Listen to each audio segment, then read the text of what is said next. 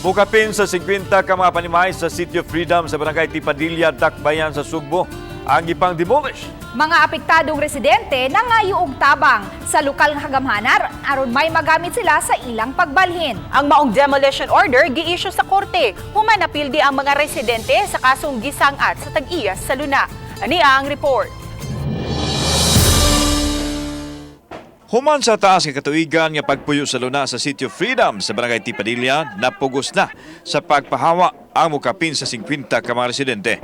Gipatuman ang demolition order sa mga struktura basis kamanduan sa Korte Dihang na kadaog sa kaso ang tag-iya sa Luna. Tungod kay wa na sila'y mahimo, sagad sa mga residente ang voluntaryong miguba na lang sa ilang mga balay. Kini aron mapuslan pa nila ang mga dapat sa balay sa ilang pagbalhin sa ubang dapit. Nangayo sila og ayudang pinansyal sa lokal nga gamhanan aron magamit sa abangan sa ilang balhinan.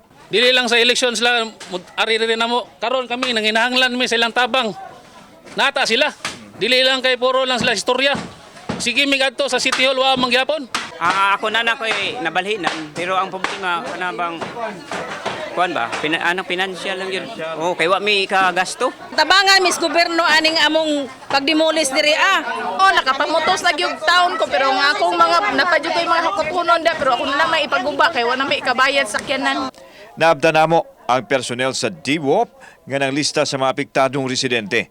Base sa listahan sa DWOP, aduna lay 46 ka mga residente ang nalakip sa demolition order ug maura sab kini ang mahatagan og ayudang pinansyal. Hinoon giklaro sa DWOP personnel nga dili diha dayon mahatag ang financial assistance ang lit. Moagi pa man kini og proseso. Ang amoy ka-offer nila sa government is hatag jud mi og financial or relocation. Depende kung unsa ilang kuhaon. Ang mostly ang kuhaon nila diri is ang financial kay mas magamit man nila god. Kauban si Cleofer Lumayag, ako si Alan Domingo. Balitag, Bisdak.